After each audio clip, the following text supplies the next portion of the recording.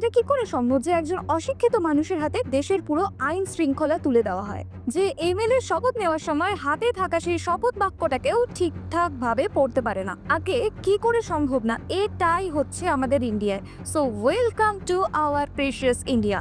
ইতিমধ্যে বিহারে জয়ী এমএলএরা তাদের শপথ গ্রহণ করছিল, আর সেখানে উপস্থিত ছিলেন নওদা থেকে জয়ী জেডিইউ এর বিভা দেবী। তিনি যখন রাজ্যসভার সকলের সামনে মাইকে ওতপাট করছিলেন, তখন সেখানে সামান্য বেসিক হিন্দিটাও তিনি ভালো করে পড়ে উঠতে পারছিলেন না, বারবার আটকে যাচ্ছিলেন।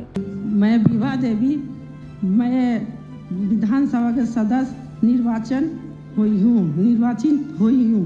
আর তার পাশে বসে থাকা মনোরমা দেবী, তিনি যখন তাকে হেল্প করছিলেন বলে, তখন তিনি সেই লাইনটাকে রিপিট করলেন, কিন্তু তার পরের মুহূর্তেই যখন মনোরমা দেবী তার কথা বলা বন্ধ করে দিলেন, তখন বিভা দেবী বলছিলেন যে ইয়ে ছোটকি বল না। जी सर, बोलिए ना। होंगी। ঠিক অনেকটা বাচ্চাদের স্কুলের মতো। তো আপনি এটা নিয়ে মিম বানান, যাই বানান আর যাই করুন না কেন, এটা হচ্ছে আমাদের ইন্ডিয়ার রিয়েলিটি। মাথায় তো কিচ্ছু নাই, কিন্তু তার ঘাড়ের মধ্যে পুরো দেশের ভার দেওয়া হচ্ছে। মানে এটা কি সত্যি ঠিক না ভুল, আপনিই বিচার করুন। যদি এই ভিডিওটি আপনার ভালো লেগে থাকে তাহলে অবশ্যই লাইক, কমেন্ট, শেয়ার আর চ্যানেলটি সাবস্ক্রাইব করবেন।